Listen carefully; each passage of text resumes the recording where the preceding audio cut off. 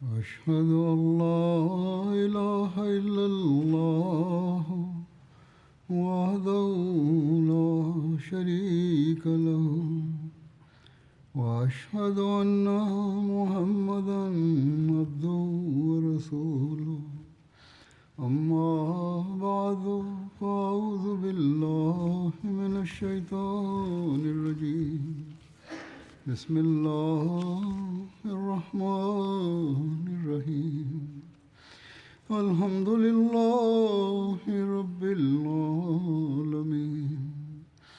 الرحمن الرحيم مالك يوم الدين إياك نعبد وإياك نستعين اهدنا الصراط المستقيم صراط الذين أنعمت عليهم غير المغضوب عليهم ولا الضالين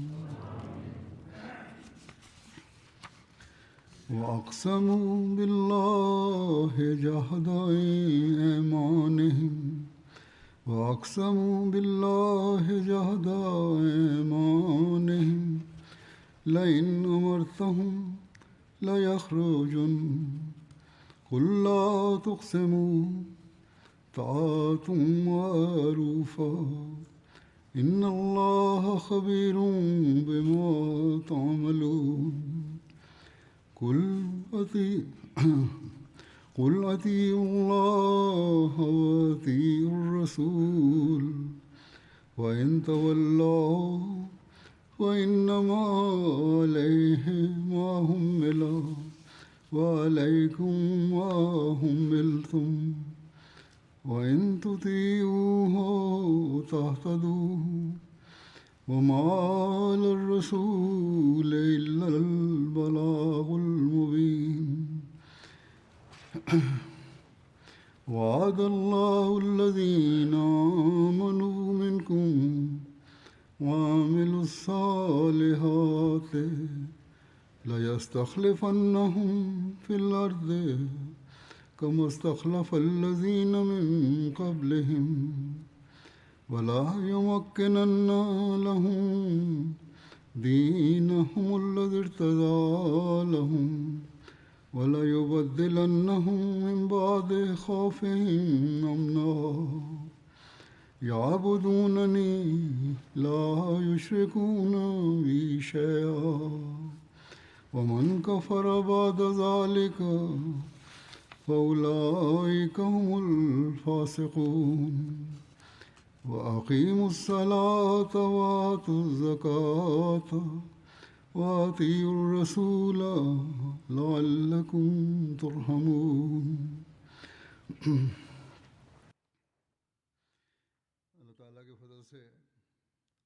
আল্লাহর কৃপায় আহমদিয়া মুসলিম জামাতে খেলাফত ব্যবস্থা প্রতিষ্ঠিত হওয়ার পর 117 বছর অতিবাহিত হয়েছে। 1908 সনে এই ব্যবস্থা সূচিত হয়ে খোদার প্রতিশ্রুতি এবং মহানবী সাল্লাল্লাহু আলাইহি ওয়াসাল্লামের ভবিষ্যৎবাণী অনুসারে খেলাফত প্রতিষ্ঠিত হয়।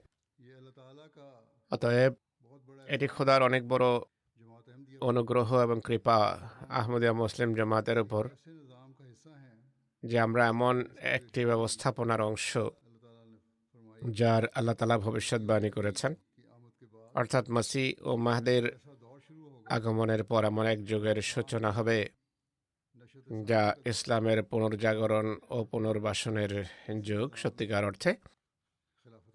আর একই ধারাবাহিকতায় খেলাফতের ও সূচনা হওয়ার কথা, যার সম্পর্কে হুজুর সাল্লাল্লাহু আলাইহি সাল্লাম অত্যন্ত পরিষ্কার ভাষায় ভবিষ্যৎবাণী করেছিলেন। হুজুর সাল্লাল্লাহু আলাইহি সাল্লামের ভবিষ্যৎবাণী যে হাদিসে উল্লেখিত আছে তা হলো, তিনি বলেন, তোমাদের মাঝে নবুয়ত ততদিন থাকবে যতদিন আল্লাহ চাইবেন, এরপর তিনি তা তুলে নেবেন আর এরপর নবুয়তের পদ্ধতিতে খেলাফত প্রতিষ্ঠিত হবে। এরপর আল্লাহ যখন চাইবেন এই নিয়ামতকে প্রত্যাহার করে নেবেন। এরপর তার নিয়তির অধীনে কষ্টদায়ক রাজা বাদশাদের যুগের সূচনা হবে। এই যুগের অবসানে এর চেয়েও ভয়াবহ স্বৈরাচারী রাজত্বের সূচনা হবে। যতদিন আল্লাহ চাইবেন তা থাকবে এবং এরপর আল্লাহ তাও তুলে নেবেন। এরপর নবুয়তের পদ্ধতিতে খেলাফত প্রতিষ্ঠিত হবে। এরপর এটি বলে হুজুর সাল্লাল্লাহু আলাইহি নীরব হয়ে যান। এ ছিল মহানবী সাল্লাল্লাহু আলাইহি ওয়াসাল্লামের ভবিষ্যৎবাণী, যে অনুসারে আল্লাহ তাআলার অনুগ্রহে, আল্লাহর কৃপায় মুসলিম মদের আবির্ভাবের পর ইসলামের পুনর্জাগরণের, পুনর্বহালের, পুনর্বাসনের একটা নতুন যুগের সূচনা হয় এবং তার ইন্তেকালের পর খেলাফতের সূচনা হয়েছে। আমি যে আয়াতগুলো তেলাওয়াত করেছি তাতে আল্লাহ তাআলা বলছেন, তারা আল্লাহ তাআলার নামে দৃঢ় শপথ করে বলে যে যদি তুমি নির্দেশ দাও তারা অবশ্যই বের হবে। তুমি বলো কসম খেও না, রীতি অনুসারে তোমরা শুধু আনুগত্য করো। নিশ্চয় আল্লাহ তাআলা তোমরা যা করো তা সম্পর্কে সবিশেষ এবং সবসময় অবহিত। তুমি বলো আল্লাহ এবং রসুলের আনুগত্য করো, অর্থাৎ তোমরা যদি মুখ ফিরিয়ে নাও তাহলে তার দায়িত্ব কেবল ততটাই যতটা তার উপর ন্যস্ত করা হয়েছে, আর তোমাদের দায়িত্ব ততটা যতটা তোমাদের উপর ন্যস্ত। যদি তোমরা তার আনুগত্য করো তাহলে হেদায়েত পাবে। আর এ রসুলের জন্য পেগাম পরিষ্কারভাবে পৌঁছে দেওয়া ছাড়া আর কোনো দায়িত্ব নেই। তোমাদের মাঝে যারা ঈমান এনেছে এবং সৎকর্ম করেছে তাদের সাথে আল্লাহর দৃঢ় প্রতিশ্রুতি রয়েছে যে তিনি অবশ্যই তাদেরকে ভূপৃষ্ঠে খলিফা নিযুক্ত করবেন, যেভাবে তাদের পূর্ববর্তীদের খলিফা বানিয়েছিলেন। আর তাদের জন্য তাদের সেই ধর্মকে যা তিনি পছন্দ করেছেন সেই ধর্মকে অবশ্যই দৃঢ়তা দান করবেন এবং তাদের ভয়ের পর নিরাপত্তা দান করবেন তাদেরকে। তারা আমার ইবাদত করবে, আমার সাথে কাউকে শরীক করবে না। আর যে এরপরও কৃতজ্ঞ হবে এরাই তারা যারা হলো অবাধ্য। আর নামাজ কায়েম করো, যাকাত দাও, আর রসুলের আনুগত্য করো যেন তোমাদের প্রতি কৃপা করা যায়। এই আয়াতগুলো থেকে স্পষ্টভাবে প্রতিভাত হয় যে আল্লাহ তাআলা মুসলমানদের প্রতিশ্রুতি দিয়েছেন যে তোমাদের মাঝে খেলাফত ব্যবস্থা প্রতিষ্ঠিত হবে। খোলাফায়ে রাশেদিনের যুগ ছিল 30 বছর। আল্লাহ তাআলার প্রতিশ্রুতি কেবল 30 বছরের জন্য ছিল না, বরং এটি একটি কামেল প্রতিশ্রুতি ছিল। আর হুজুর সাল্লাল্লাহু আলাইহি ওয়াসাল্লাম নিজের ব্যাখ্যা করেছেন, যেভাবে হাদিস থেকে স্পষ্ট হয় যা আমি পড়ে শোনালাম। অর্থাৎ নবুয়তের পদ্ধতিতে খেলাফত প্রতিষ্ঠিত হয়েছে, এরপর অত্যাচারী আর তারপর স্বৈরাচারী বাদশাদের যুগ আসে। এরপর নবুয়তের পদ্ধতিতে খেলাফত প্রতিষ্ঠিত হয়, আর এটি মুসলিমদের যুগে হয়েছে। এই কথা এখন আহমদীদের স্মরণ রাখা উচিত যে আমরা হযরত মসিহে মউদকে মেনে খোদার নির্দেশ মেনে চলার এক অঙ্গীকার করেছি। আর এই অঙ্গীকার পালনের একটি শর্ত হলো আমরা সবসময় খেলাফতের সাথে সম্পৃক্ত থাকব। এদিকে আল্লাহ তাআলা আমাদের দৃষ্টি আকর্ষণ করেছেন, বরং নসিহত করেছেন। এই সম্পর্কে মহানবী সাল্লাল্লাহু আলাইহি ওয়াসাল্লামের নির্দেশ এবং উক্তি রয়েছে। অতএব যতদিন আমরা খেলাফতের সাথে সম্পৃক্ত থাকব, খোদার কৃপাভাজন হতে থাকব, কিন্তু এর জন্য শর্ত আছে, যেভাবে আয়াতগুলোতে আল্লাহ তাআলা নিজে উল্লেখ করেছেন। এই সব শর্ত পূর্ণ করা আমাদের জন্য আবশ্যক।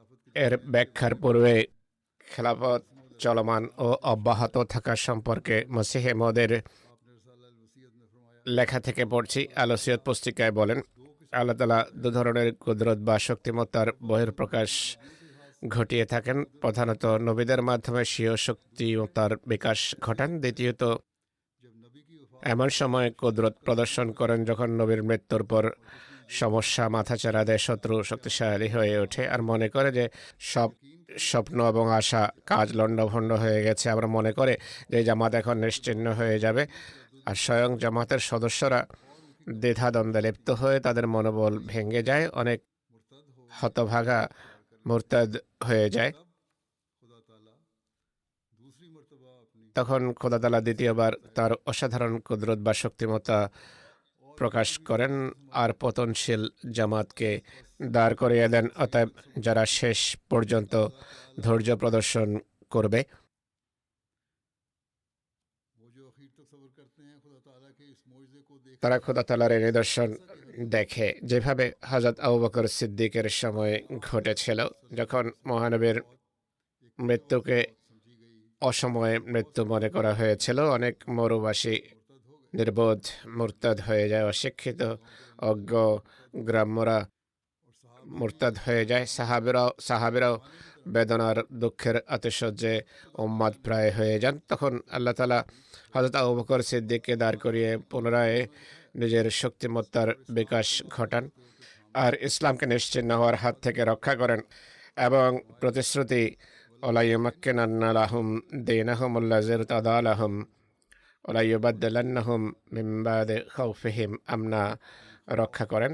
অর্থাৎ ভয়ের পর আমরা পুনরায় তাদেরকে দৃঢ়তা দান করব।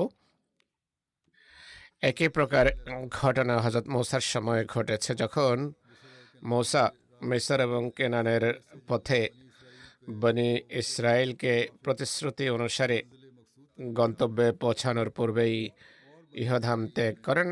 বনি ইসরায়েলে তার মৃত্যুতে এক গভীর শোকের ছায়া নেমে আসে। হযরত মসিহ মাউদ বলছেন যে, হে আমার প্রিয়গণ, যেখানে আদি থেকে খোদা তাআলার রীতি হলো তিনি দুবার স্বীয় কুদরত বা শক্তিমত্তা প্রদর্শন করেন বিরোধীদের দুটো মিথ্যা উল্লাসকে পদদলিত করার জন্য। তাই এখন খোদা তাআলা তার প্রাচীন রীতি পরিত্যাগ করবেন, এটি সম্ভব নয়। তাই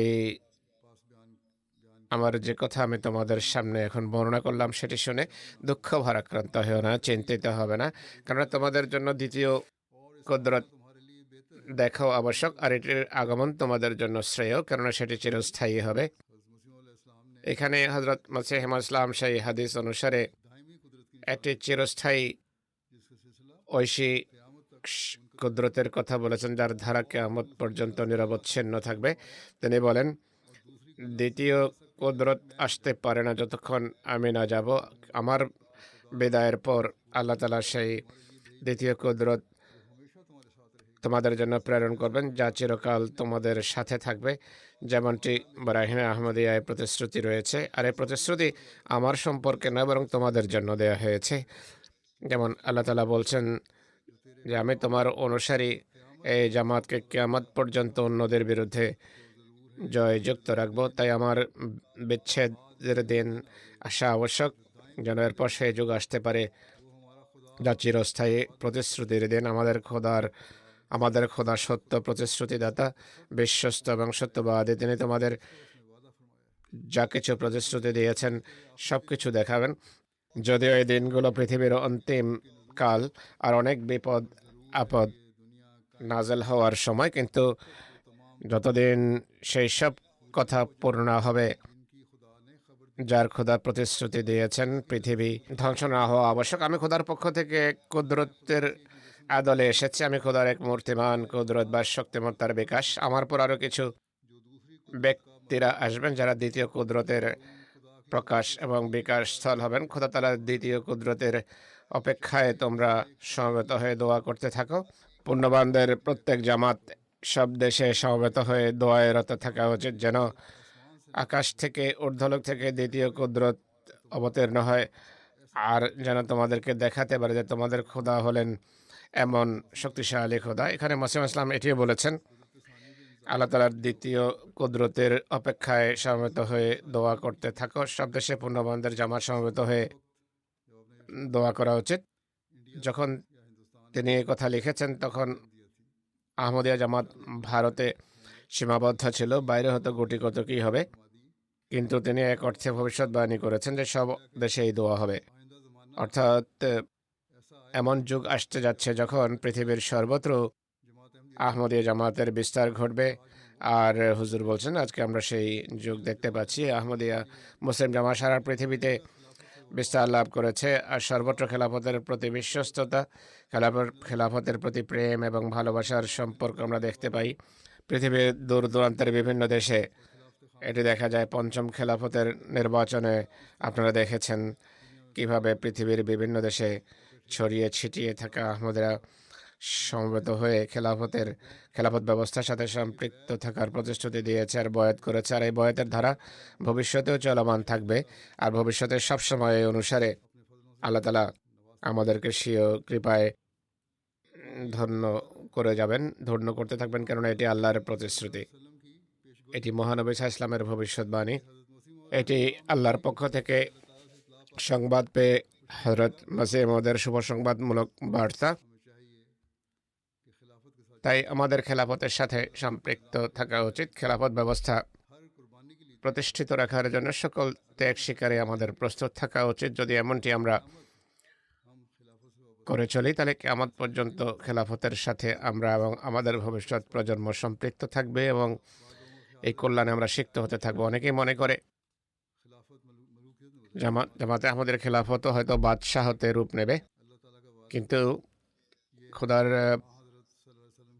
প্রতিশ্রুতি এবং মহানবীর যে ভবিষ্যৎবাণী যা হাদিসে উল্লেখিত আছে, যা পড়ে শোনালাম, সেটি এবং মসিহ মউদ যা বলেছেন তা থেকেও স্পষ্ট হয় যে আহমদিয়া মুসলিম জামাতের খেলাফত ইনশাল্লাহ সবসময় আধ্যাত্মিক খেলাফত হিসেবে বিদ্যমান থাকবে। আর এই ধারা কিয়ামত পর্যন্ত নিরবচ্ছিন্ন থাকবে। এমন কোনো যুগ আসবে না যখন বলা যাবে যে বাদশাদের যুগের সূচনা হয়ে গেছে। অনেক নৈরাজ্যবাদী বিশৃঙ্খলা সৃষ্টিকারী বলে যে জামাতেও স্বৈরাচারী বাদশাদের সূচনা হয়ে গেছে। এটি কখনো হবে না। এটি ঐশী প্রতিশ্রুতি। ইনশাআল্লাহ সবসময় আধ্যাত্মিক খেলাফত প্রতিষ্ঠিত থাকবে।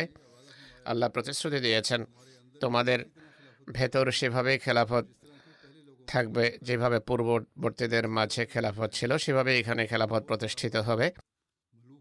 আর সেই খেলাফত বাদশাদের খেলাফত এবং আধ্যাত্মিক খেলাফত ছিল, যেভাবে আল্লাহ দৃষ্টান্ত দিয়েছেন।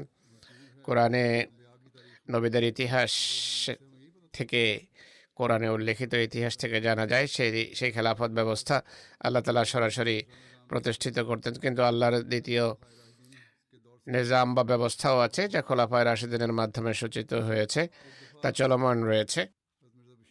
একবার হযরত মির্জা বশির আহমদ সাহেব এ বিষয়ে একটি প্রবন্ধ লিখেছিলেন। তার ধারণা ছিল যে হয়তো একটি যুগ এমন আসবে যখন বাদশাহত বা রাজাদের যুগের সূচনা হবে। মুসলিম মউদ এটি জানতে পারলে কঠোরভাবে এটি রদ করেন। তিনি বলেন, জামাতে আহমদিয়ায় যতদিন আধ্যাত্মিকতা এবং তাকওয়া থাকবে, বাদশাহ রাজাদের যুগের সূচনা হবে না। আর ইনশাল্লাহ এটি প্রতিষ্ঠিত থাকবে। মসিহ মউদকে আল্লাহ তাআলা যে প্রতিশ্রুতি দিয়েছেন, তিনি নিজেই বলেছেন, যতদিন সেই প্রতিশ্রুতি পূর্ণ না হবে, জামাতে আহমদিয়া এমন কোনো ব্যবস্থাপনা আসবে না যা তার খেলাফতকে ক্ষতিগ্রস্ত করতে পারে। হযরত মির্জা বশির আহমদ সাহেব খেলাফতের মর্যাদা সম্পর্কে সচেতন ছিলেন, পুরো বিশ্বস্ততার সাথে খেলাফতের সাথে সম্পৃক্ত ছিলেন। তাই এরপর নিজের কোনো মতামত ব্যক্ত করবেন এর প্রশ্নই ওঠে না। বরং তিনি বলতেন, কোনো বিষয়ে আমার যদি কোনো মতামত থেকে থাকে বা থাকতো, খলিফাতুল মসিহ যদি ভিন্ন মত দেন, আমার মাথায় কখনো নিজের রায় এবং মতামতের কথা আর একবারও আসতো না। এ ছিল পূর্ণ বিশ্বস্ততা। এই দৃষ্টিকোণ থেকে খোদার প্রতিশ্রুতির উপর আমাদের দৃঢ় বিশ্বাস থাকা উচিত যে খেলাফত ব্যবস্থা আল্লাহ তাআলার কৃপায় সেই ব্যবস্থা যা আল্লাহর ইচ্ছা অনুসারে প্রতিষ্ঠিত হয়েছে এবং এই অনুসারে চলমান থাকবে। কোনো জগৎ পূজারী বাদশাহতের সূচনা হবে না। খলিফায়ে ওয়াক্ত নিজের নামাজে রাতের বেলা উঠে জামাতের সদস্যদের জন্য দোয়া করে থাকেন। কোনো বাদশাহ এমন আছে কি যে এমনটি করে থাকে? তাই এই কথা যদি আমরা স্মরণ রাখি আর এই অনুসারে যদি আমরা কাজ করি, কেবল তবেই আমরা সফল হতে পারি। আল্লাহ তাআলা প্রতিশ্রুতি দিয়েছেন যে এই খেলাফত তাদের লাভ হবে যারা আল্লাহ এবং রাসূলের আনুগত্য করবে।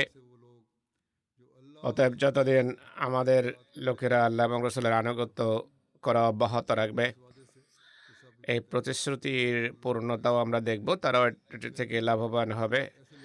যদি এমনটি না হয় তাহলে এমন মানুষ পৃথক বিচ্ছিন্ন হয়ে যাবে। কিন্তু আল্লাহর প্রতিশ্রুতি কখনো টলার নয়। আল্লাহ তাআলা বলেছেন, ওয়াইন তুতিউহু তাহতাদু, যদি তোমরা আনুগত্য করো তাহলে হেদায়েত পাবে, আর হেদায়েতের ধারা অব্যাহত থাকবে। এরপর আল্লাহ বলছেন, ওয়াদাল্লাহুল্লাযিনা আমানু মিনকুম ওয়া আমিলুস সালিহাত,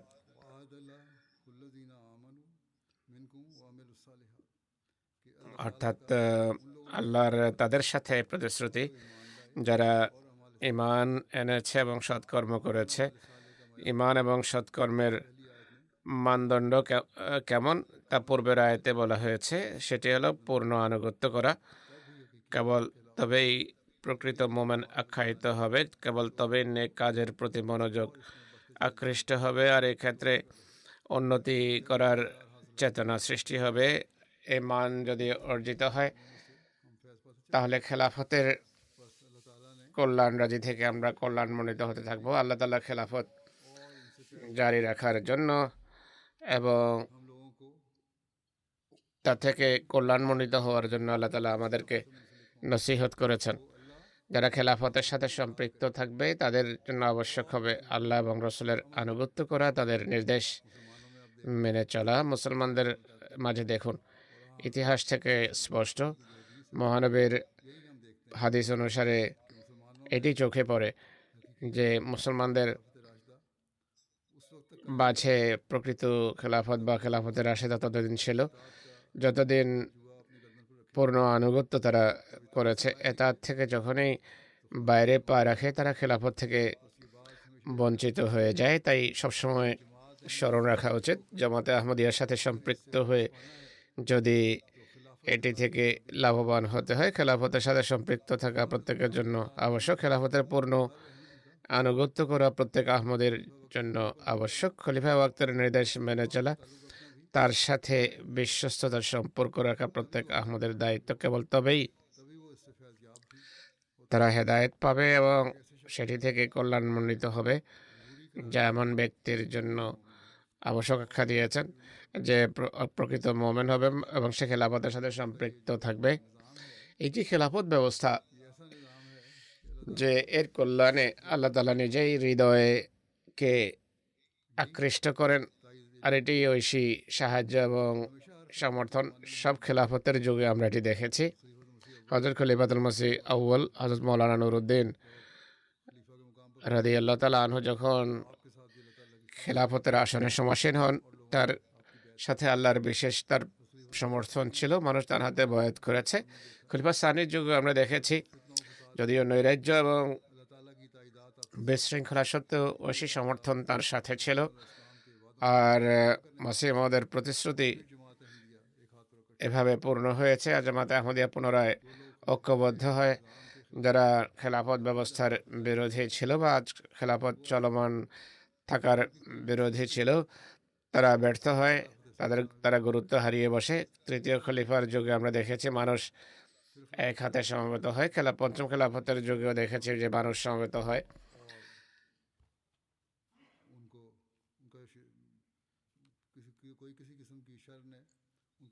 কোনো অনিষ্ট বিশৃঙ্খলা সৃষ্টি করতে পারেনি। পঞ্চম খেলাফতের কথা পূর্বেই বলেছি, বেশ কয়েকবার বলেছি যে মানুষ এক নিদর্শনমূলকভাবে ঐক্যের বাঁধনে আবদ্ধ হয়েছে। এটি এমন একটি অভাবনীয় বিষয় যার কোনো দৃষ্টান্ত নেই, যা অতুলনীয়। দূর দূরান্তের লোকেরা একত্রিত হয়, এমন বিশ্বস্ততার সম্পর্ক তারা প্রকাশ করেছে যে এর দৃষ্টান্ত খুঁজে পাওয়া যায় না। আপনারা এখন পৃথিবীতে দেখুন, আহমদিয়া মুসলিম জামাতেই একমাত্র জামাত যারা একই মালায় গ্রথিত। আল্লাহর কৃপায় জামাতের সাথে এবং খেলাফতের সাথে সংশ্লিষ্ট সম্পৃক্ত থাকার কারণে তাদের প্রতি খোদার অনেক কৃপারাজি হচ্ছে। এটি সত্য যে শত্রু অসাধারণ জুলুম এবং নির্যাতন করছে, বিশেষ করে পাকিস্তান এবং অন্য কিছু দেশে। কিন্তু আল্লাহর কৃপায় সবাই নিজেদের ইমানে দৃঢ় প্রতিষ্ঠিত। আর তারা এই দৃঢ় প্রত্যয় রাখে যে এরা আমাদেরকে আমাদের বিশ্বাস থেকে বিচ্যুত করতে পারবে না। এর ফলে আল্লাহ আমাদের উপর এবং আমাদের প্রজন্মের উপর যেই নেয়ামত রাজি বর্ষণ করছেন এর কোনো তুলনাই হয় না। পাকিস্তানে দেখুন ৭৪ জামাতের বিরুদ্ধে যে ফিতনা ফাসাদ হয়েছে, সবকিছু সত্ত্বেও জামাত উন্নতি করেছে, পৃথিবীতে বিস্তার লাভ করে। ১৯৮৪-তে জামাতের বিরুদ্ধে যে আইন পাশ হয়েছে, জামাতের উন্নতির পথে এটি কোনো বাধা সৃষ্টি করতে পারেনি। যদিও খলিফাতুল মসিহকে পাকিস্তান বা রাবোয়া কেন্দ্র থেকে বের হতে হয়েছে, কিন্তু জামাতের উন্নতি স্থিমিত হয়নি, বরং বাইরে বেরিয়ে এক নতুন মহিমায় খেলাফতের ছায়ায় খেলাফতকে স্বর্গীয় বাড়িতে সিক্ত খেলাফতের উপর খোদার কৃপা আমরা দেখেছি। একটা নতুন যুগের উন্মেষ ঘটেছে। চতুর্থ খেলাফতে দেখলাম আমরা জামাত কি আশ্চর্যজনকভাবে উন্নতি করেছে। এখনো দেখছি জামাত উন্নতির রাজপথে চলমান রয়েছে। যদিও শত্রু জুলুম এবং নির্যাতনের সকল সীমা ছাড়িয়ে গেছে, বর্তমানে আমরা দেখি বিশেষ করে 2010-এর পর বিরোধীরা ব্যাপক পরিসরে আমাদের মসজিদে হামলা করছে, আহমদের শহীদ করে। এরপর শাহাদাতের ঘটা অব্যাহত আছে বিভিন্ন সময়, কখনো বেশি কখনো কম। পঞ্চম খেলাফতের যুগে বহু শাহাদাতের ঘটনা ঘটেছে, কিন্তু তা সত্ত্বেও আল্লাহ তাআলা মানুষের ঈমান দোদুল্যমান হতে দেননি। আল্লাহর এটি ফজল যে মানুষের ঈমান দৃঢ় হচ্ছে ক্রমাগতভাবে। শুধু তারা ঈমানের উপর প্রতিষ্ঠিতই নয়, বরং ঈমান তাদের দৃঢ় থেকে দৃঢ়তর হচ্ছে। কিছু দুর্বল ঈমানের লোকও থেকে থাকে, এটি সত্য কথা। কিছু পিছিয়ে গিয়ে থাকবে, কিন্তু সংখ্যাগরিষ্ঠ শ্রেণী ঈমানের উপর প্রতিষ্ঠিত। আল্লাহ তাআলা তাদেরকে স্বীয় দানে ধন্য করছেন। আল্লাহ তাদেরকে বিভিন্নভাবে সমৃদ্ধি দান করছেন। তারা বাইরে যাওয়ার সুযোগ পেয়েছে এবং জাগতিক উন্নতিও তাদের হয়েছে। বহির্বিশ্বে আমরা দেখি পৃথিবীর বিভিন্ন দেশে জামাত ব্যাপকভাবে বিস্তার লাভ করছে। খেলাফতের সাথে খোদার প্রতিশ্রুতির কল্যাণে এসব কিছু ঘটছে। আজকে আমরা 213 বা 14টি দেশে আহমদিয়া মুসলিম জামাতকে প্রতিষ্ঠিত দেখছি। আল্লাহর কৃপায় নিষ্ঠাবানদের জামাত গড়ে উঠছে। দূর দূরান্তে বসবাসকারী লোকেরাও এতটা আন্তরিক যে দেখে আশ্চর্য হতে হয়। খেলাফতের সাথে তাদের আশ্চর্যজনক আন্তরিকতার সম্পর্ক রয়েছে। আমি বিভিন্ন সময় ঘটনা শোনাই, দূর দূরান্তের আফ্রিকার বিভিন্ন দেশের প্রত্যন্ত অঞ্চলে গ্রামে বসবাসকারী লোকেরা খেলাফতের প্রতি গভীর ভালোবাসা রাখে। তারা জাগতিক ক্ষয়ক্ষতি সত্ত্বেও ঈমানের উপর প্রতিষ্ঠিত। আফ্রিকার বুর্কিনা ফাসোতে ডোরিতে যেখানে 8-9 জন আহমদী শাহাদাত বরণ করেন, তারা ঈমানে দৃঢ় প্রতিষ্ঠিত থেকে জীবন উৎসর্গ করেছেন। তাদের আওলাদ সন্তান সন্ততি ঈমানের উপর প্রতিষ্ঠিত এবং তারা বলে যে আমরা হযরত মসিহ মাউদ আলাইহিস সালাতু ওয়াস সালামের প্রতি সেভাবে ঈমান রাখি যেভাবে আমাদের শহীদরা ঈমান দেখিয়েছেন এবং জীবন উৎসর্গ করেছেন, আর আমরা এর জন্য প্রস্তুত। আমরা খেলাফতের জন্য এবং খেলাফত ব্যবস্থা প্রতিষ্ঠিত রাখার জন্য সকল ত্যাগ স্বীকারের প্রস্তুত। এমন ভালোবাসাপূর্ণ বার্তা তারা আমাকে প্রেরণ করেন যে আমি আশ্চর্য হই। দূর দূরান্তের লোকেরা, যাদেরকে আমরা অনেক সময় নিরক্ষর মনে করি, তাদের মাঝে ঈমানের এমন উষ্ণতা, তাদের শব্দ, তাদের আবেগ, তাদের প্রেম, খেলাফতের প্রতি ভালোবাসা অতুলনীয় বিষয়। তো এটা খোদার কৃপা যে আহমদিয়া খেলাফতের সাথে খোদার যে প্রতিশ্রুতি ছিল যে খেলাফত স্থায়ী হবে, তিনি স্থায়ী ব্যবস্থাকে প্রতিষ্ঠিত রাখার জন্য মানুষের হৃদয় ঈমানে পরিপূর্ণ করে চলেছেন। আমি আফ্রিকার এক দেশে যাই, এক ব্যক্তি যার হাতও ঠিকভাবে কাজ করছিল না, অকেজো ছিল, সে আমাকে সালাম করে আর এত শক্তভাবে আমাকে জড়িয়ে ধরে যে মনে হচ্ছিল আমার হাত যেন বেঁধে দেয়া হয়েছে, আর এবং এত গভীর ভালোবাসা প্রকাশ করে যে আশ্চর্য হতে হয়। এত ভালোবাসা, অথচ কোনো পূর্ব পরিচিতি নেই, শুধু খেলাফতের ভালোবাসা। মানুষের চোখ থেকে অশ্রু বন্যা শুরু হয়ে যেত, অথচ পূর্বে কখনো দেখা হয়নি, কোনো পরিচিতি নেই, কিন্তু এমনভাবে জড়িয়ে ধরে কান্নাকাটি আরম্ভ করে দেখে আশ্চর্য হতে হয়। আল্লাহ তাআলা অদ্ভুত ভালোবাসা তাদের হৃদয়ে খেলাফতের জন্য সৃষ্টি করেছেন। তারা অঙ্গীকার করেন যে খেলাফতে আহমদিয়া প্রতিষ্ঠিত রাখার জন্য আমরা সকল ত্যাগে প্রস্তুতেরই শুধু অঙ্গীকার নয়, বরং এটি রক্ষা করে আমরা দেখাবো। প্রত্যেক বছর অগণিত লোক আমাকে পত্র লেখে। বহু এমন পত্র আছে যাতে স্বল্প বয়স্ক শিশু থেকে আরম্ভ করে নারী, যুবক, বৃদ্ধ সবার পত্রে ভালোবাসার বহিঃপ্রকাশ দেখা যায়। এমন আশ্চর্যজনক ভালোবাসার বহিঃপ্রকাশ যে দেখে আশ্চর্য হতে হয়। আল্লাহ তাআলা বিস্ময়করভাবে তাদের হৃদয়ে খেলাফত, জামাত এবং হযরত মসিহ মদের জন্য ভালোবাসা সৃষ্টি করেছেন। ইসলামের উন্নতির এক গভীর বেদনা তাদের হৃদয়ে সৃষ্টি করেছেন। এই বিষয়গুলো আল্লাহ তাআলা খেলাফতে আহমদিয়ার মাধ্যমে প্রতিষ্ঠিত করেছেন। আর এটি প্রতিষ্ঠিত রাখার জন্য আল্লাহ বলছেন, যদি তোমাদের কর্ম নেক থাকে, তোমরা নেক কর্ম করতে থাকো, তাহলে এ থেকে কল্যাণমণ্ডিত হতে থাকবে। এই আয়াতগুলোতে আল্লাহ তাআলা এটিও বলেছেন যে তারা ঈমানে উন্নতি করবে। তারা এমন যারা কখনো শিরক করে না। তা আমাদের জন্য আবশ্যক হবে সবসময় সর্বপ্রকার শিরক থেকে মুক্ত থাকা। সম্প্রতি যুক্তরাজ্যের শুরায় আমি বক্তৃতা করেছিলাম।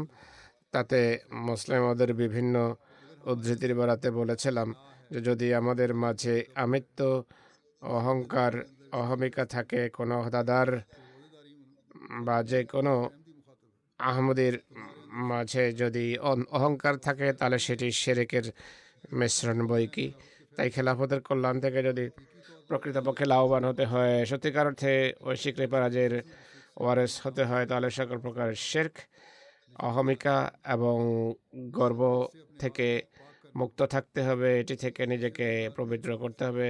এমন ওহদেদার এবং এমন কর্মী কেবল তবেই জামাতের জন্য কল্যাণকর হবে যদি তাদের অহংকার এবং আত্মম্ভরিতা দূর হয়, আর সম্পূর্ণভাবে খোদার সন্তুষ্টির জন্য যদি তারা কাজ করে থাকে। আবার আল্লাহ তাআলা বলছেন, এরা নামাজ কায়েম করে, যাকাত দেয়। আবার বলছেন, তারা আল্লাহ এবং রাসূলের পূর্ণ আনুগত্য করে। এমন মানুষের প্রতি খোদা তাআলা কৃপা করবেন, দয়া প্রদর্শন করবেন। মসিহ মদের মাধ্যমে নেমতের এই যে ধারা, খেলাফত রূপী নেমতের যে ধারার সূচনা করেছেন, এটি থেকে লাভবান হওয়ার জন্য, কল্যাণমণ্ডিত হওয়ার জন্য সব আহমদীর খোদার নির্দেশ স্মরণ রাখতে হবে। খেলাফতের কল্যাণ ধারা চলমান রাখার জন্য বা খেলাফত থেকে কল্যাণমণ্ডিত হওয়ার জন্য পূর্ণ আনুগত্যকারীদের সাথে প্রতিশ্রুতি রয়েছে। খোদার আনুগত্য সবসময় সামনে রাখুন, খোদার ইবাদত সামনে রাখুন। আল্লাহর সত্যিকার ইতাআতকারী তারা, যারা আল্লাহ তাআলাকে সবসময় স্মরণ রাখে এবং তার ইবাদত করে থাকে। ইবাদতের জন্য আমরা জানি আল্লাহ তাআলা বারবার নির্দেশ দিয়েছেন যে নামাজ কায়েম করো।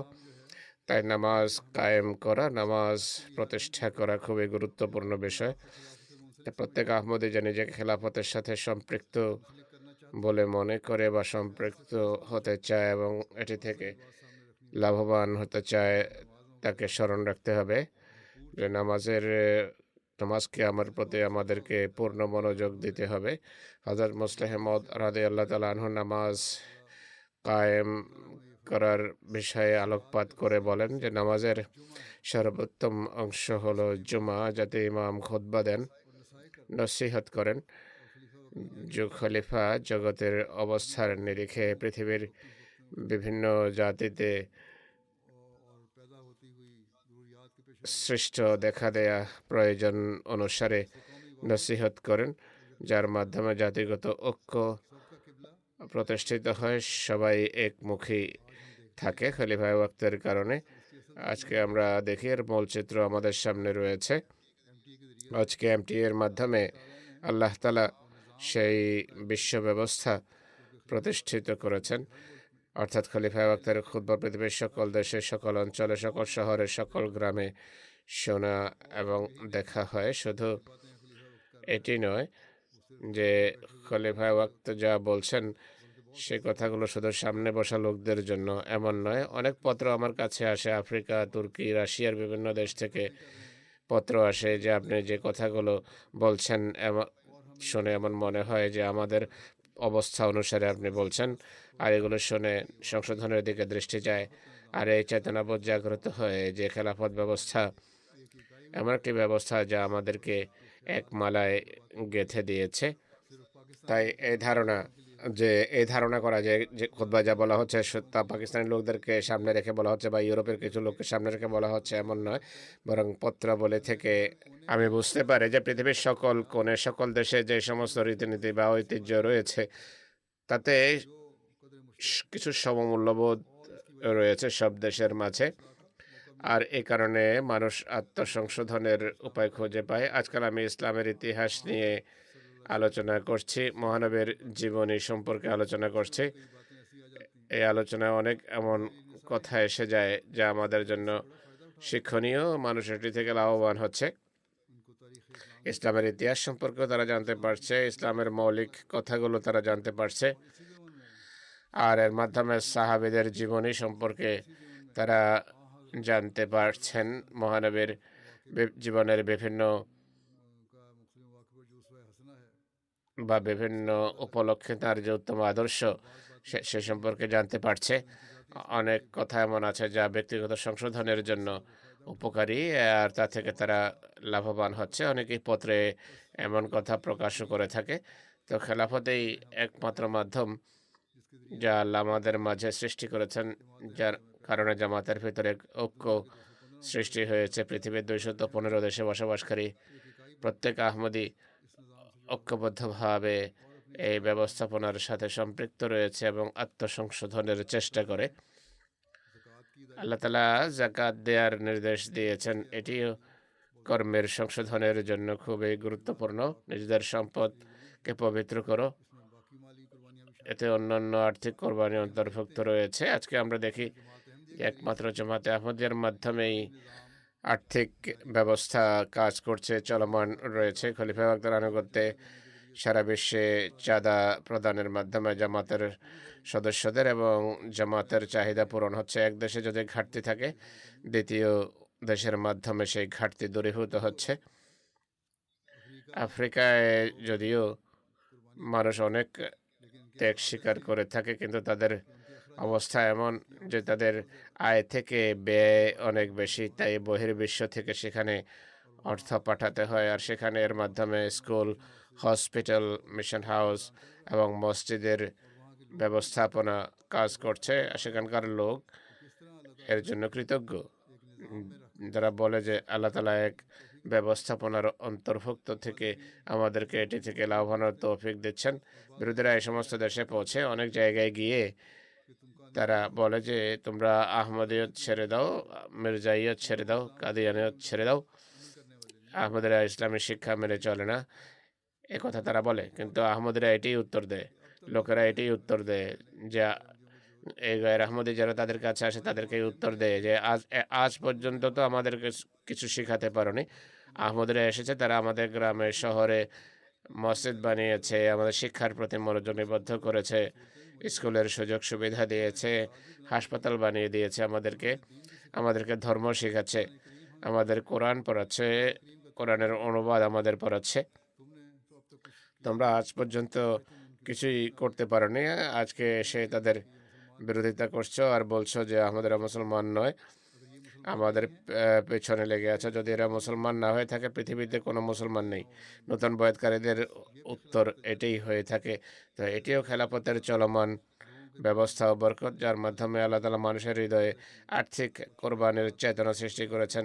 বিভিন্ন চাঁদা এবং যাকাতের মাধ্যমে এইগুলোর বৈধ ব্যয় এবং খরচ হচ্ছে এবং দরিদ্রদের লালন পালন করা হচ্ছে, অভাবীদের চাহিদা পূরণ হচ্ছে, আর ইসলাম প্রচারের কাজও অব্যাহত আছে। যাই হোক, আমি যেভাবে পূর্বে বলেছি, কোনো কোনো জায়গায় বিরাজমান পরিস্থিতির কারণে কিছু কঠিন অবস্থার সম্মুখীন হতে হচ্ছে জামাতকে। বাংলাদেশ, কিছু আরব দেশ রয়েছে, আফ্রিকার কিছু দেশ রয়েছে, পাকিস্তান এবং অন্য কিছু স্থানও রয়েছে।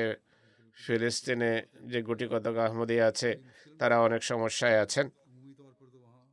সেখানকার পরিস্থিতি সার্বিকভাবে প্রতিকূল।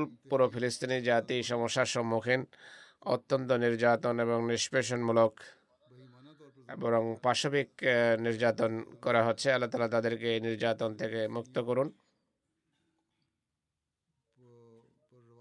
যা ফিলিস্তিনিদের উপর চলমান রয়েছে। জালেমদের ষড়যন্ত্র হলো ফিলিস্তিনিদের সম্পূর্ণভাবে নিধন করে দেয়া, আর এটি তারা করে চলেছে। খোদা তাআলা এই কৃপা করুন। কিন্তু আহমদেরা এই সমস্ত সমস্যা দেখা সত্ত্বেও খোদার প্রতি কৃতজ্ঞ যে আমাদের মাঝে খেলাফত ব্যবস্থা প্রতিষ্ঠিত আছে, যা আমাদেরকে আশ্বস্ত করে, আমাদের অভাব মোচনের চেষ্টা করে। সারা পৃথিবীতে আমরা দেখি যেভাবে মসিহ মউদ বলেছেন যে অনেক বিপদ আপদ মাথা চাড়া দেবে, কিছু প্রাকৃতিক দুর্যোগ, কিছু মানুষের ভুল ভ্রান্তির কারণে, আর কিছু এবং মানুষের অহংকার ও অহমিকার কারণে পৃথিবীতে এক নৈরাজ্য বিরাজ করছে, যুদ্ধ হচ্ছে, সর্বত্র বিশৃঙ্খলা ছেয়ে আছে। আজও যদি খোদার প্রতি তারা কর্ণপাত না করে, তাহলে পৃথিবী এক ধ্বংসযজ্ঞ দেখতে যাচ্ছে, যে সম্পর্কে মসিহ মউদ বিভিন্ন স্থানে ভবিষ্যৎবাণী করেছেন। তাই খেলাফত ব্যবস্থার সাথে যারা সম্পৃক্ত, তাদের দায়িত্ব হলো এদিকে মনোযোগ দেয়া, যে পৃথিবীকে ধ্বংসের হাত থেকে রক্ষা করতে হবে আমাদের। আর পৃথিবীকে ধ্বংসের হাত থেকে রক্ষা করার অঙ্গীকার যদি করে থাকি, তাহলে আমাদেরকে এর জন্য চেষ্টাও করতে হবে। চেষ্টা হলো পৃথিবীকে খোদার দিকে ফিরিয়ে আনার পূর্ণ চেষ্টা করা, আর বার্তা পৌঁছানোর জন্য যথাসাধ্য নিজেদের উপায় উপকরণ এবং যোগ্যতা ও সামর্থ্যকে কাজে লাগাতে হবে। এর জন্য প্রাণ, সম্পদ সব এবং সময় উৎসর্গ করার জন্য সদা প্রস্তুত থাকুন। আর আল্লাহর সাথে সম্পর্ক দৃঢ় করুন, এমনভাবে দৃঢ় করুন যেন প্রত্যেক আহমদের প্রতি আল্লাহর কৃপা হয় এবং খোদার নৈকট্য যেন আহমদের লাভ হয়। খোদার নৈকট্য লাভ হলে এর ফলে যেখানে পৃথিবীকে সে রক্ষা করতে পারবে, সেখানে নিজ প্রজন্মকেও সুরক্ষা করবে, নিজেকেও বিপদ আপদ থেকে রক্ষা করবে। এইসব বিপদ আপদ, এসব ধ্বংসযজ্ঞ এমন ভয়াবহ রূপ ধারণ করছে, আর ভবিষ্যতে জানা নেই কি অবস্থা হয়, মানুষ সেটা ভাবতেও পারে না। তাই সবসময় স্মরণ রাখবেন, আহমদিয়া খেলাফতের সাথে সম্পৃক্ত হওয়ার মাঝেই পৃথিবীর অস্তিত্বের নিশ্চয়তা। আহমদিয়া খেলাফত সেই প্রতিশ্রুতিরই চলমান ধারা, যা আল্লাহ তাআলা মহানবী সাল্লাল্লাহু আলাইহি ইসলামকে দিয়েছিলেন, আর যার ভবিষ্যৎবাণী মহানবী সাল্লাল্লাহু আলাইহি ইসলাম করেছেন, আর যা মসিহ মউদের মাধ্যমে সূচিত হওয়ার ছিল। তাই আহমদিয়া খেলাফত এমন একটি শিকল যা খোদা পর্যন্ত নিয়ে যায় এবং খোদার সিস্টেম পৃথিবীতে প্রতিষ্ঠা করার মাধ্যমে। এর জন্য প্রত্যেক আহমদের চেষ্টা করা উচিত। এই চেষ্টা যদি করি, খোদা আমাদের কৃপা ভাজন করবেন, আর এটি এমন কৃপা যা পৃথিবীর অন্য কারো উপর কখনো হওয়া সম্ভব নয়। শেষের দিকে হযরত মসিহ মউদ আলাইহিস সালামের একটি উদ্ধৃতি তুলে ধরব। তিনি বলছেন, একথা ভেবো না যে খোদা তোমাদেরকে ব্যর্থ করবেন। তোমরা খোদার হাতের রোপিত একটা বীজ, যা মাটিতে বপন করা হয়েছে। খোদা বলছেন এই বীজ অঙ্কুরিত হবে, ফুলে ফলে সুশোভিত হবে, সর্বত্র এর শাখা বিস্তার লাভ করবে, এটি একটি বিশাল মহিরুহে পরিণত হবে। অতএব কল্যাণমণ্ডিত তারা যারা খোদার কথায় বিশ্বাস রাখে এবং মধ্যবর্তী যুগের পরীক্ষাকে ভয় করে না, কেননা পরীক্ষা আসাও তো আবশ্যক। খোদা তোমাদেরকে যেন পরীক্ষা করতে পারেন যে কে বয়াতের দাবিতে সত্যবাদী আর কে মিথ্যাবাদী। যে কোনো পরীক্ষায় দোদুল্যমান হবে, সে খোদার কোনো ক্ষতি করতে পারবে না।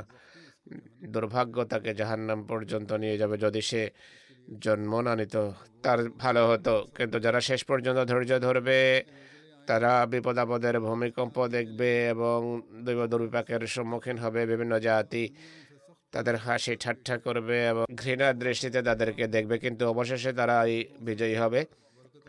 কল্যাণের দ্বার তাদের জন্য উন্মোচন করা হবে। আল্লাহ আমাকে সম্বোধন করে বলেছেন আর যে আমি যেন আমার জামাতকে এই সংবাদ দেই যে যারা ঈমান এনেছে, এমন ঈমান এনেছে যার সাথে জাগতিকতার মিশ্রণ নেই, যে ঈমান কপটতা এবং ভীরুতার নোংরামিতে কলুষিত নয়, আর সেই ঈমান যা আনুগত্যের কোনো মান থেকে অধপতিত নয়, এমন মানুষ খোদার কাছে পছন্দনীয়। খোদা তারা বলছেন তাদের পদচারণা সত্যবাদের পদচারণা হবে। অতএব এটি খোদার কৃপা। যেভাবে বললাম, পৃথিবীর সকল কোণে সকল দেশে আল্লাহ তালা আহমদিয়া মুসলিম জামাতকে, মসিহ মউদকে, আহমদিয়া খেলাফতকে এমন লোক দিয়েছেন যারা নিজেদের ত্যাগের মান ক্রমশ উন্নত করছে। আর আল্লাহ তালা মসিহ মউদের সাথে যে প্রতিশ্রুতি দিয়েছেন সেগুলো আমরা পূর্ণ হতে দেখছি। হযরত মসিহ মউদ আলাইহিস সালাম বলেছেন, আল্লাহ তালা আমাকে প্রতিশ্রুতি দিয়েছেন, কথা দিয়েছেন যে এই দুনিয়ার ততদিন সমাপ্তি ঘটবে না যতক্ষণ আল্লাহ তালা আমার সাথে কৃত সব প্রতিশ্রুতি রক্ষা না করেন। কিছু আমার জীবনে পূর্ণ হবে, কিছু আমার তিরোধানের পর। আর আমরা দেখছি যে আল্লাহ তালা আজও সেসব প্রতিশ্রুতি রক্ষা করছেন। খেলাফতের সাথে সম্পৃক্তরা এগুলো লক্ষ্য করছে আর ইনশাল্লাহ ভবিষ্যতেও লক্ষ্য করবে। তাই আমাদের সবার কাজ হলো হযরত মসিহ মউদ আলাইহিস সালাতু ওয়াস সালাম খোদার পক্ষ থেকে সংবাদ পেয়ে যেসব শুভ সংবাদ দিয়েছেন সেগুলো থেকে অংশ পাওয়ার জন্য, আল্লাহ তালার কল্যাণ রাজি সংক্রান্ত প্রতিশ্রুতি থেকে লাভবান হওয়ার জন্য খোদার মাহাত্ম্য যেন হৃদয়ে স্থান দেয়, নিজেদের হৃদয়েও, জগৎবাসীর হৃদয়েও, আবার নিজেদের ভবিষ্যৎ প্রজন্মের হৃদয়েও যেন এটিকে স্থান দেয়। আর কার্যত যেন আল্লাহর একত্ববাদের বহিঃপ্রকাশ ঘটে। তারা যেন মানব জাতির প্রতি সত্যিকার সহানুভূতিশীল হৃদয়কে হিংসা বিদ্বেষ থেকে যেন মুক্ত করে সকল পুণ্যের পথে পদচারণাকারী যেন হয়, নিজেদের ইমানের সুরক্ষাকারী, পূর্ণ আনুগত্যের দৃষ্টান্ত স্থাপনকারী এবং ইমানের ক্ষেত্রে যেন ক্রমাগত উন্নতি করতে পারে,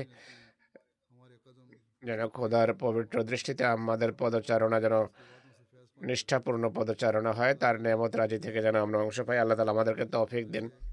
আমাদের প্রত্যেক ব্যক্তি আহমদিয়া খেলাফত চলমান রাখার জন্য যেন সকল ত্যাগ স্বীকারে প্রস্তুত থাকে।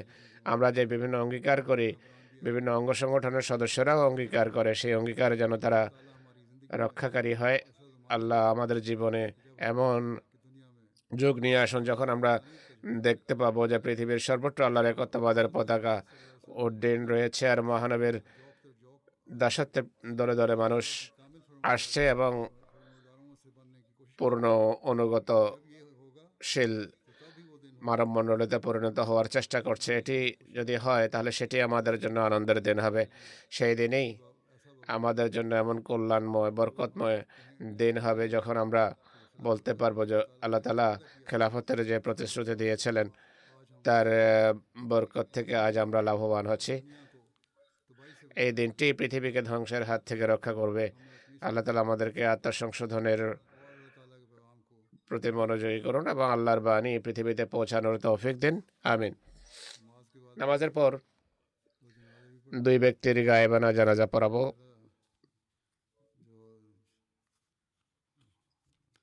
প্রথম স্মৃতিচারণ হবে কর্নেল ডক্টর পীর মোহাম্মদ মনির সাহেবের। তিনি ফজলুর হাসপাতালের অ্যাডমিনিস্ট্রেটরও ছিলেন। 85 বছর বয়সে সম্প্রতি তিনি ইন্তেকাল করেন। ইন্না লিল্লাহি ওয়া ইন্না ইলাইহি রাজিউন। আল্লাহর কৃপায় তিনি ওসিয়ত করেছিলেন। 1963 সনে ডক্টর সাহেব নিজে বয়াত করে আহমদিয়ত গ্রহণ করেন।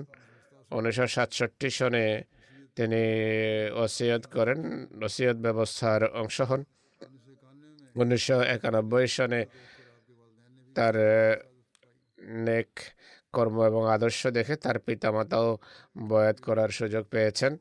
কর্নেল পীর মোহাম্মদ মনির সাহেব চাকরি থেকে অবসরের পর মুলতান জেলার নায়েব আমির হিসেবেও দায়িত্ব পালনের সুযোগ লাভ করেছেন। 2004 সনে রাবুয়া স্থানান্তরিত হন। অবসরোত্তর জীবন উৎসর্গ করেন। ফজলে ওমর হাসপাতালে তাকে নিযুক্ত করা হয় ডাক্তার হিসেবে। স্বল্পকাল পর তাকে ফজলে ওমর হাসপাতালের অ্যাডমিনিস্ট্রেটর নিযুক্ত করা হয়। এই পদে 12 বছর খুবই নিষ্ঠা, শ্রম এবং সহানুভূতির চেতনা নিয়ে, সহমর্মিতার সমবেদনার চেতনা নিয়ে কাজ করেন। 1917 সনে শারীরিক দুর্বলতার কারণে তাকে দায়িত্ব থেকে অব্যাহতি দেওয়া হয়, কিন্তু ডাক্তার হিসেবে হাসপাতালে তিনি খেদমত অব্যাহত রাখেন। ইএনটি বিভাগে দায়িত্ব পালন করেন। ওয়াকফে জিন্দেগি হিসেবে জামাতের সেবক হিসেবে 19 বছর কাজ করেছেন। তার স্ত্রী আমতুল মালিক সাহেবা, যিনি হযরত ডক্টর মীর মোহাম্মদ ইসমাইল সাহেবের দহিত্রী, তিনি বলছেন, অত্যন্ত স্নেহশীল পিতা, দয়াদ্র স্বামী, পুরো বংশের সাথে সুসম্পর্ক রক্ষাকারী, জামাত এবং খেলাফতের সাথে সম্পর্ক রক্ষাকারী এবং নিজের অঙ্গীকার সততার সাথে পালনকারী ছিলেন। আমাদের দাম্পত্য জীবন 60 বছরের, খুবই কোমল প্রকৃতির মানুষ এবং সবার প্রতি খুবই যত্নবান ছিলেন। আমার পিতামাতা, ভাই বোন, নিজের পিতামাতার সবসময় যত্ন নিতেন, মানবতাকে সবকিছুর উপর প্রাধান্য দিতেন। অফিস থেকে দেরিতে ঘরে আসতেন, কোনোদিন জিজ্ঞেস করলে বলতেন, মানুষের কাজ ফাইল নিয়ে, যখন ইচ্ছা ফাইল বন্ধ করতে পারে, কিন্তু আমার কাজ মানুষের সাথে, আমি তাদেরকে নিয়ে ডিল করি, তাদের চাহিদা এবং অভাব মেটানো আমার দায়িত্ব। তিনি বলছেন, একদিন ঘরে অনেক দেরিতে এসেছেন, জিজ্ঞেস করলাম এত দেরিতে কেন এলেন। তিনি বলছেন, একজন ঝাড়ুদার কোনো জায়গা থেকে এসেছে, তার অপারেশন ছিল, তার দেখাশোনার কেউ ছিল না, তাই আমি তার কাছে বসে থাকি তার দেখাশোনার জন্য। তাহাজ্জুদ গুজার, নামাজ রোজায় অভ্যস্ত, নফল ইবাদতে অভ্যস্ত, রীতিমতো রোজা রাখতেন। প্রত্যেক বৃহস্পতিবারে রোজা রাখার অভ্যাস ছিল। এভাবে পূর্বে বলেছি, তার সৎকর্ম দেখে 1991 সনে তার পিতামাতা বয়াত করেন। তার মা বলতেন, আমাদের ধারণা ছিল আহমদরা নওয়াজুবিল্লাহ হজরত মোহাম্মদ সাল্লাল্লাহু আলাইহি ইসলামকে মানে না, শুধু মির্জা সাহেবকেই মানে। আমার এটি প্রতি আমার ঘৃণা ছিল, কিন্তু পরে যখন দেখলাম আমার ছেলে তাহাজ্জুদ গুজার, রীতিমতো নামাজ পড়ে, তখন ভাবলাম যে আহমদি ভুল হতে পারে না। এইভাবে তার সৎকর্ম পিতামাতার হেদায়েতের কারণ হয়। তিনি নিজে গবেষণা করে বয়াত করেছিলেন, খুবই সৎকর্মশীল আহমদী ছিলেন। এই দৃষ্টিকোণ থেকে খেলাফতের প্রতি গভীর ভালোবাসার সম্পর্ক ছিল। সবসময় খেলাফতের সাথে সম্পৃক্ত রেখেছেন নিজেকে, নিজে এবং সন্তানদের নসিহত করতেন যে কঠিন পরিস্থিতি দেখা দিলেই খলিফায়ে ওয়াক্তকে পত্র লিখবে। আর তার কোনো পদের কোনো বাসনা ছিল না, আমাকে এটাই লিখেছেন যে আপনি যেখানে আমাকে লাগাবেন, যে দায়িত্বে নিযুক্ত করবেন, আমি প্রস্তুত আছি। তিনি তার অবর্তমানে স্ত্রী এবং 3 পুত্র রেখে গেছেন। পৌত্র, পৌত্রী, দহিত্রী রয়েছে। আল্লাহ তাআলা তার প্রতি মাগফিরাত করুন। দ্বিতীয় স্মৃতিচারণ শ্রদ্ধেয় সলিমা জাহিদ সাহেবার, যিনি কানাডা সামিউল্লাহ জাহিদ সাহেবের স্ত্রী ছিলেন। সম্প্রতি তার ইন্তেকাল হয়। ইন্না লিল্লাহি ওয়া ইন্না ইলাইহি রাজিউন।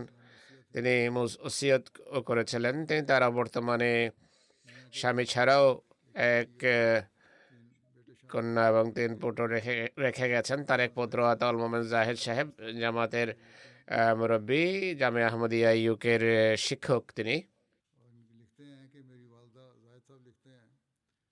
মোমেন জাহেদ সাহেবের পিতা লিখছেন,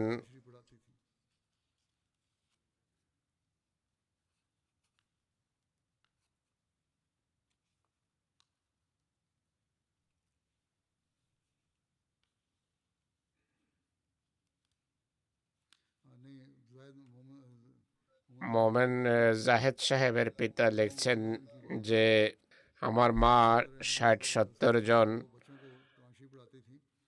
ছেলে এবং মেয়েকে কোরআন পড়াতেন। মায়ের মৃত্যুর পর মরহুমা, অর্থাৎ যার স্মৃতিচারণ হচ্ছে, তিনি সেই কাজ অব্যাহত রাখেন আর কোরআন পড়ানো অব্যাহত রাখেন। অনেক আহলে হাদিস এবং আহলে সুন্নত এটি স্বীকার করত যে আমাদের সন্তান সন্ততিকে ইনি কোরআন শিখিয়েছেন, কোরআন পড়িয়েছেন। খুবই পুণ্যবতী, সরল প্রকৃতি, বিশ্বস্ত এবং খেদমতকারিণী নারী ছিলেন। সবসময় অন্যের সেবা করতেন, অভাবীদের চাহিদা পূরণ করতেন, অন্যদেরকে নিজের উপর প্রাধান্য দিতেন। তার পুত্র আতাউল মোমেন জাহেদ সাহেব, জামিয়ার শিক্ষক, বলছেন কষ্টদায়ক পরিস্থিতিতেও নিজের জন্য ব্যয় করার পরিবর্তে অভাবীদের চাহিদা পূরণকে প্রাধান্য দিতেন। আল্লাহ তাআলা তার প্রতি মাগফিরাত করুন।